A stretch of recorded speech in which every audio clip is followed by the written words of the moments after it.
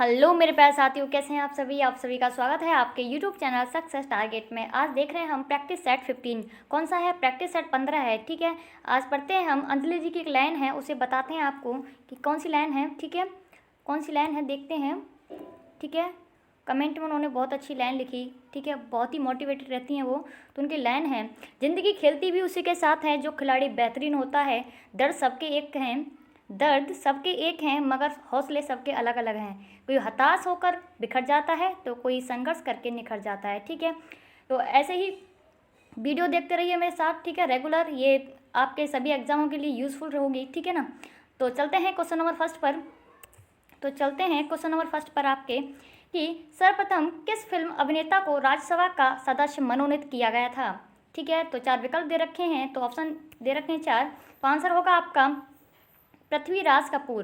क्या आंसर होगा आपका? पृथ्वीराज कपूर। सर्वप्रथम किस फिल्म अभिनेता को राज्यसभा का सदस्य मनोनीत किया गया था? तो आपका राइट आंसर हो जाएगा पृथ्वीराज कपूर। लेकिन कल मैंने आपको क्वेश्चन करवाया था कि सर्वप्रथम किस फिल्म अभिनेत्री को राज्यसभा का सदस्य मनोनीत किया गया था, तो आप आंसर दीजिए। वैसे मैं बता देती हूँ, नरगिस दत्त। क्या हो जाएगा? नरगिस दत्त। क्या हो जाएगा?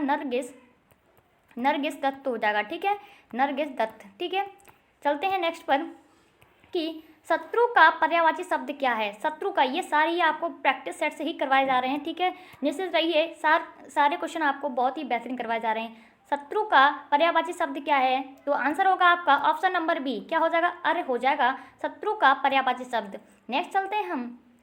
डीडीटी की खोज किसने की थी? तो आंसर दे रखे हैं आपको, ऑप्शन दे रखे हैं, तो आंसर दीजिए। डीडीटी की खोज किसने की थी? डॉक्टर पॉल मूलर ने की थी। ठीक है, आपका राइट आंसर हो जाएगा option number A, doctor Paul Müller ने की थी। ठीक है, जॉन साल्क ने किसने की थी? पोलियो के टीका की खोज की थी। बताइए जोसेफ लिस्टन ने किसकी खोज की थी? बताइए जोसेफ लिस्टन ने किसकी खोज की थी। नेक्स्ट चलते हैं हम। प्रधानमंत्री कौन बनता है? तो ऑप्शन दे रखे हैं आप, तो राइट आंसर हो जाएगा ऑप्शन नंबर आपका सी, यानी लोकसभा में बहुमत दल का नेता, यानी जिसके लोकसभा में बहुमत ज़्यादा होते हैं वही प्रधानमंत्री बनता है। ठीक है, जिसके बहुमत अधिक होंगे वही प्रधानमंत्री बनेगा। नेक्स्ट चलते हैं हम क्वेश्चन पर। अम्य का पर्यायवाची शब्द क्या है? सुधा, विष, मधुप या आम्र? तो आंसर दीजिए। अम्य का पर्यायवाची शब्द क्या हो जाएगा? आंसर दीजिए। इसका राइट आंसर क्या हो जाएगा आपका? अम्य का पर्यायवाची शब्द क्या हो जाएगा? ठीक है, तो राइट आंसर हो जाएगा आपका, क्या हो जाएगा? राइट आंसर हो जाएगा आपका आम्र। क्या हो जाएगा? राइट आंसर हो जाएगा आपका आम्र। नेक्स्ट चलते हैं हम। लोकसभा के स्पीकर का निर्वाचन कैसे होता है? लोकसभा के स्पीकर का निर्वाचन कैसे होता है? तो 4 विकल्प दे रखे हैं, तो राइट आंसर हो जाएगा आपका ऑप्शन नंबर सी, लोकसभा के सभी सदस्यों द्वारा होता है। लोकसभा के स्पीकर का निर्वाचन लोकसभा के सभी सदस्यों द्वारा होता है। ठीक है, नेक्स्ट आपका निरर्थक का सही संधि विच्छेद क्या है? 4 विकल्प दे रखे हैं, तो आपका राइट आंसर क्या हो जाएगा? निरर्थक का सही संधि विच्छेद क्या हो जाएगा? ने प्लस अर्थक हो जाएगा। आपकी प्रैक्टिस इतनी मजबूत हो जाएगी कि आप देखते ही पहचान लोगे। ठीक है, ठीक है, तो निरर्थक का संधि विच्छेद हो जाएगा ने प्लस अर्थक। ठीक है, नेक्स्ट चलते हैं हम। भारत के पृथ्वी प्रक्षेपास्त्र की तुलना रूस के किस प्रक्षेपास्त्र से की गई थी? तो भारत के पृथ्वी प्रक्षेपास्त्र की तुलना रूस के किस प्रक्षेपास्त्र से की गई थी? तो अग्नि, नामेक, नाग या स्कड? तो आपका राइट आंसर हो जाएगा ऑप्शन नंबर डी, यानी स्कड से की गई थी। नेक्स्ट चलते हैं हम कि भारत के नियंत्रक एवं महालेखा परीक्षक सीएजी की नियुक्ति संविधान के किस अनुच्छेद के तहत की जाती है? 4 विकल्प दे रखे हैं, तो आपके राइट आंसर हो जाएगा ऑप्शन नंबर सी, यानी 148 आर्टिकल से होती है, यानी अनुच्छेद 148 के अकॉर्डिंग नियंत्रक एवं महालेखा परीक्षक यानी कंप्ट्रोलर एडिटर जनरल। ठीक है, इसकी सीएजी की फुल फॉर्म हो जाएगी कंप्ट्रोलर एडिटर जनरल। ठीक है, जो कि सीएजी कौन है इस वक्त? गिरीश चंद्र मुर्मू। ठीक है, नेक्स्ट चलते हैं हम। आलोक का विलोम शब्द क्या हो जाएगा? आलोक का विलोम शब्द क्या हो जाएगा? तो राइट आंसर दीजिए। आलोक का विलोम शब्द क्या हो जाएगा? अंधकार। ऑप्शन नंबर डी आपका राइट हो जाएगा, क्या हो जाएगा? अंधकार हो जाएगा आलोक का विलोम शब्द। ठीक है, नेक्स्ट चलते हैं कि निम्नलिखित में से सुमेलित नहीं है। साधारण नमक का सूत्र होता है सोडियम क्लोराइड, ये सही है आपका, जैसे NaCl। ठीक है, पूछे जाते हैं, 1-2 नंबर मिल ही जाएगा आपको। खाने का सोडा यानी सोडियम बाइकार्बोनेट। ठीक है, बाई लग जाएगी तो कहाँ H लग जाती है। ठीक है, सोडियम बाइकार्बोनेट NaSCO3, ये भी सही है। धावन सोडा सोडियम कार्बोनेट Na2CO3.10H2O, ये 10H2O क्यों होता है ये मेरे को बताइए। ठीक है, कास्टिक सोडा का हो जाएगा आपका रासायनिक सूत्र सोडियम हाइड्रोक्साइड, ठीक है। NaOH यानी ऑल करेक्ट है आपके, यानी सभी सही हैं, यानी सभी सही हैं। साधारण नमक NaCl, खाने का सोडा NaSCO3, धावन soda Na2CO3.10H2O, caustic soda NaOH, ठीक है। नेक्स्ट है आपका भारतीय संविधान के किस भाग में संघीय न्यायपालिका का उल्लेख है, ठीक है। तो राइट आंसर हो जाएगा ऑप्शन नंबर सी, यानी भाग 5 में आपका भारतीय संविधान के संघीय न्यायपालिका का उल्लेख है। नेक्स्ट चलते हैं हम कि लड़का में प्रत्यय क्या है, लड़का में प्रत्यय क्या है, ठीक है। लड़का में प्रत्यय क्या, ये प्रीवियस ईयर क्वेश्चन है, ठीक है, जो पहले पूछे गए थे डिट्टो वही उठाया गया है और आपको अपडेट भी मिल रहा है सब कुछ, ठीक है। लड़का में प्रत्यय क्या है, तो लड़का, तो आप तो ये तो आएगा ही नहीं, ये तो आएगा ही नहीं, आप मार सकते हैं। और सोचो ए अक आएगा नहीं, क्योंकि का है लड़का, तो क्या हो जाएगा आपका राइट आंसर ए हो जाएगा, क्या हो जाएगा अक्का हो जाएगा, ठीक है। हैजा के टीके की खोज किसने की थी, तो चार विकल्प दे रखे हैं, तो राइट आंसर क्या हो जाएगा आपका, तो राइट आंसर हो जाएगा आपका हैजे के टीके की खोज किसने की थी, रॉबर्ट कोच ने की थी। किसने, रॉबर्ट कोच ने की थी हैजे की टीका की खोज, ठीक है। लुईस पास्चर ने किसने की थी, रेबीज के टीका की खोज की थी, रेबीज के टीका की खोज की थी लुईस पास्चर ने। विलियम हार्वे ने रक्त परिवहन की, ठीक है। वॉटसन एवं क्रिक ने डीएनए की, किसकी, डीएनए की खोज की थी, डीएनए की, डीऑक्सीराइबोन्यूक्लिक अम्ल, ठीक है, डीऑक्सीराइबोन्यूक्लिक अम्ल। नेक्स्ट है भारतीय अर्थव्यवस्था कैसी है, वेरी इंपॉर्टेंट क्वेश्चन है, ठीक है। तो भारतीय अर्थव्यवस्था कैसी है, तो राइट आंसर हो जाएगा ऑप्शन नंबर सी, यानी मिश्रित अर्थव्यवस्था है आपकी। भारत की अर्थव्यवस्था कैसी है, मिश्रित, ठीक है। नेक्स्ट चलते हैं अनेकार्थी शब्दों के लिए एक शब्द चुनना पड़ेगा इसमें, ठीक है। ये क्वेश्चन है आपका समय की दृष्टि से अनुकूल, अनुकूल उसे क्या कहते हैं, समय की दृष्टि से अनुकूल उसे क्या कहते हैं, अनुकूल, प्रतिकूल, समानुकूल या समयानुकूल। तो आपका राइट आंसर हो जाएगा ऑप्शन नंबर डी, यानी समयानुकूल। समय की दृष्टि से अनुकूल हो उसे बोलते हैं समयानुकूल। नेक्स्ट है आपका भारत की राष्ट्रीय आय का प्रमुख स्रोत क्या है, ठीक है। भारत की राष्ट्रीय आय का प्रमुख स्रोत क्या है, वेरी इंपॉर्टेंट क्वेश्चन है, ये एनटीपीसी में पूछा गया था आपका। तो राइट आंसर हो जाएगा ऑप्शन नंबर सी, यानी सेवा क्षेत्र। क्या हो जाएगा, सेवा क्षेत्र हो जाएगा राष्ट्रीय आय का प्रमुख स्रोत, ठीक है। नेक्स्ट आपका कि जुबान पर लगाम न होना का अर्थ क्या है, जुबान पर लगाना का अर्थ क्या है, सदैव कठोर वचन कहना। जुबान पर लगाम न होना का अर्थ है सदैव कठोर वचन कहना, ठीक है। नेक्स्ट है आपका निम्नलिखित में से कौन सुमेलित नहीं है, ये देश दे रखे हैं, ये प्राचीन नाम, ठीक है। ये इराक, इराक का प्राचीन नाम क्या है, ईरा, ये गलत हो जाएगा, यानी यही सही नहीं है। क्या हो जाएगा, मेसोपोटामिया, क्या हो जाएगा, मेसोपोटामिया, पोटोमिया, ठीक है, मेसोपोटामिया हो जाएगा आपका, ठीक है। क्या हो जाएगा, मेसोपोटामिया हो जाएगा आपका, ठीक है, इराक का प्राचीन नाम, ठीक है। और देख लेते हैं हम आगे, इराक का मेसोपोटामिया, ठीक है। नेक्स्ट श्रीलंका को सीलोन बोलते हैं, क्या बोलते हैं, सीलोन बोलते हैं, ये भी राइट है। ईरान को पर्शिया बोलते हैं, ताइवान को फरमोसा बोलते हैं। पता नहीं कौन सा क्वेश्चन पूछ लिया जाए, इसलिए अच्छे से पढ़िए। ताइवान को फरमोसा, ईरान को पर्शिया, श्रीलंका को सीलोन और इराक को मेसोपोटामिया। नेक्स्ट है आपका यूरोप के किस देश को लघु यूरोप कहा जाता है, यूरोप के किस देश को लघु यूरोप कहा जाता है, जर्मनी, स्पेन, फ्रांस या स्वीडन। तो आपका राइट आंसर हो जाएगा ऑप्शन नंबर सी, यानी फ्रांस को यूरोप का लघु यूरोप कहा जाता है। नेक्स्ट है आपका कि निम्नलिखित में से कौन सुमेलित नहीं है, तो कंगारों का देश ऑस्ट्रेलिया को कहा जाता है, ये राइट है। सांपों का देश ब्राज़ील को कहा जाता है, ये भी सही है। एशिया का प्रवेश द्वार टर्की यानी तुर्की को कहा जाता है, ये भी सही है।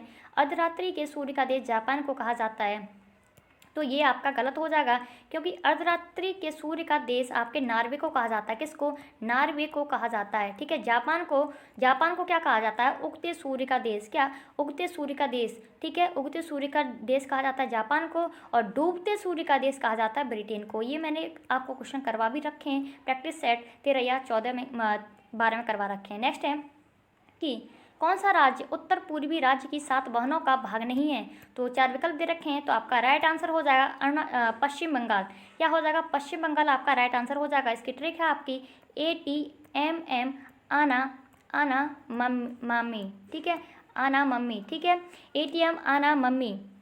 तो ए से क्या हो जाएगा आपका अरुणाचल प्रदेश हो जाएगा, ए से क्या हो जाएगा अरुणाचल प्रदेश होगा, टी से होगा आपका त्रिपुरा, ठीक है, एम से हो जाएगा आपका मेघालय, और ठीक है, और सॉरी ए से असम हो जाएगा, आ से अरुणाचल प्रदेश या कुछ भी कर लो, इससे अरुणाचल प्रदेश हो जाएगा, अरुणाचल प्रदेश, असम कर लो इसको, मैंने उसमें बता दिया तो असम, ठीक है। ना से हो जाएगा नागालैंड हो जाएगा आपका, नागालैंड हो जाएगा, नागालैंड हो जाएगा, ठीक है, नागालैंड हो जाएगा। मा से आपका मिजोरम हो जाएगा, मिजोरम हो जाएगा, मिजोरम, ठीक है, मिजोरम, ठीक है। और इससे क्या हो जाएगा आपका मणिपुर, क्या हो जाएगा मणिपुर, ठीक है, मणिपुर हो जाएगा आपका, ठीक है।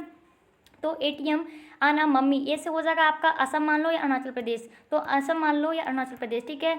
असम, त्रिपुरा, मेघालय, आ से अरुणाचल प्रदेश, ना से नागालैंड, म से मिजोरम और म से मणिपुर, ठीक है। चलते हैं नेक्स्ट कि पटकाई की पहाड़ियाँ भारत को अलग करती हैं किससे, म्यांमार से, ठीक है। पटकाई की जो पहाड़ियाँ हैं वो भारत को अलग करती हैं म्यांमार से।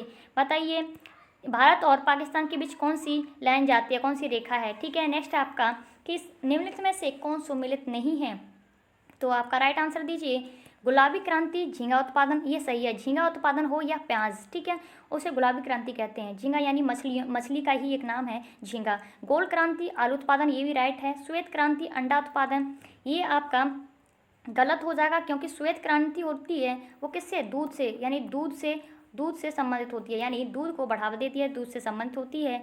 और नीली क्रांति मत्स्य उत्पादन होती है और पीली क्रांति तिलहन उत्पादन होती है। हरित क्रांति खाद्य उत्पादन होती है। और जो अंडा उत्पादन किस में होता है, रजत क्रांति में। किस में होता है, रजत क्रांति में हो जाता है। किस में, रजत क्रांति में होता है। किस में, रजत क्रांति में हो जाता है आपका अंडा उत्पादन। नेक्स्ट चलते हैं हम कि निम्नलिखित में कौन सुमेलित नहीं है। ये नाम दे रखे हैं, ये वास्तविक नाम दे रखे हैं, ठीक है। गौतम बुद्ध का वास्तविक नाम था सिद्धार्थ, ये राइट है आपका। स्वामी विवेकानंद का वास्तविक नाम था नरेंद्र नाथ दत्त, ठीक है। गुरु नानक का वास्तविक नाम था नानक, ये भी राइट है आपका। आगे देखते हैं महावीर स्वामी का नाम था धोंदू पंत, यही गलत है क्योंकि धोंदू पंत नाना साहेब का था। किसका, नाना साहेब का था, साहेब का था धोंदू पंथ, ठीक है। और महावीर स्वामी का क्या था, वर्धमान, क्या था, वर्धमान था महावीर स्वामी का प्राचीन नाम। मिर्जा गालिब जो कि उर्दू के शायर थे, इनका प्राचीन नाम है असदुल्ला खां, क्या होगा, असदुल्ला खां हो जाएगा। नेक्स्ट है सिखों के 10वें गुरु कौन थे, तो राइट आंसर हो जाएगा आपका गुरु गोविंद सिंह। इन्होंने ही 1699 में खालसा पंथ की स्थापना की थी। वेरी इंपॉर्टेंट क्वेश्चन है। इनके बाद 10वें गुरु के बाद कोई गुरु ही नहीं हुआ। इन्होंने, ठीक है, ये पुस्तक को ही अपने गुरु के रूप में चयन किया क्योंकि लड़ाई झगड़ा कुछ ज़्यादा होने लगा मुगलों से, ठीक है, इसलिए। 9वें गुरु थे आपके तेग बहादुर, औरंगजेब ने जिन्हें मरवा दिया था फांसी पर, ठीक है। और 5वें गुरु थे आपके गुरु अर्जुन देव, सिखों के 5वें गुरु अर्जुन देव, जिन्होंने जहांगीर ने, ठीक है, जहांगीर ने इन्हें फांसी पर चढ़वा दिया था। और गुरु गोविंद जो कि ये 6वें गुरु हैं, ठीक है, सिखों के 6वें गुरु थे। नेक्स्ट है जमीन से आकाश में मार करने वाला प्रक्षेपास्त्र आकाश का सफल परीक्षण कब किया गया था, तो आपका राइट आंसर हो जाएगा ऑप्शन नंबर डी, यानी 1990 में, ठीक है। राष्ट्रीय विज्ञान एवं प्रौद्योगिकी का विकास भी 1990 में माना जाता है, ठीक है। नेक्स्ट है आपका कि किस वर्ष में रोमन ने इतिहास में पहली बार प्रकाश की गति को मापा था, ठीक है। रोमन ने सबसे पहले प्रकाश की गति को 1676 ईस्वी में मापा था। नेक्स्ट है आपका स्ट्रोम्बोली किस प्रकार का ज्वालामुखी है, तो स्ट्रोम्बोली आपका मृत या शांत प्रकार का ज्वालामुखी है, ठीक है, इल्ली का स्ट्रोम्बोली है ये। सार्स का संक्षिप्त रूप क्या है, तो आपका ऑप्शन नंबर हो जाएगा सी, यानी सेवर एक्यूट रेस्पिरेटरी सिंड्रोम, क्या हो जाएगा, सेवर एक्यूट रेस्पिरेटरी सिंड्रोम हो जाएगा आपका सार्स का, ठीक है, फुल फॉर्म। नेक्स्ट है आपका कि आर्य शब्द इंगित करता है, तो ऑप्शन नंबर हो जाएगा आपका राइट ए, यानी नर जाति समूह को ये रिप्रेजेंट करता है आर्य शब्द, ठीक है। और आर्य शब्द का मतलब तो होता है श्रेष्ठ या कुलीन, आप इस पर नहीं मारिएगा, इसका मतलब होता है श्रेष्ठ या कुलीन, लेकिन इंगित नहीं करता, इंगित करता है नर जाति समूह को, ठीक है। और आर्य मध्य एशिया से आए थे, ये किसका कथन है, मैक्स मूलर का कथन है। किसने, मैक्स मूलर का कथन है, ये आर्य मध्य एशिया से आए थे। और आर्य का शाब्दिक अर्थ होता है श्रेष्ठ या कुलीन, ठीक है। नेक्स्ट है निम्नलिखित में से कौन सुमेलित नहीं है, ठीक है, ये पुस्तक दे रखे हैं और ये लेखक दे रखे हैं, ठीक है। मोहन परिकर की जो पुस्तक है कौन सी है, ऑफ द रिकॉर्ड वामन सुभा प्रभु, ये आपका बहुत ही प्रचलित पुस्तक है। मोहन परिकर जो थे गुजरात के 3 बार मुख्यमंत्री रहे थे, एक और रक्षा मंत्री रहे थे, ठीक है, ठीक है। Of the record woman Subhash Prabhu. Next है आपका बिहाइंड द मास्क, ये किसकी है, मोहम्मद अब्दुल मन्नान की है।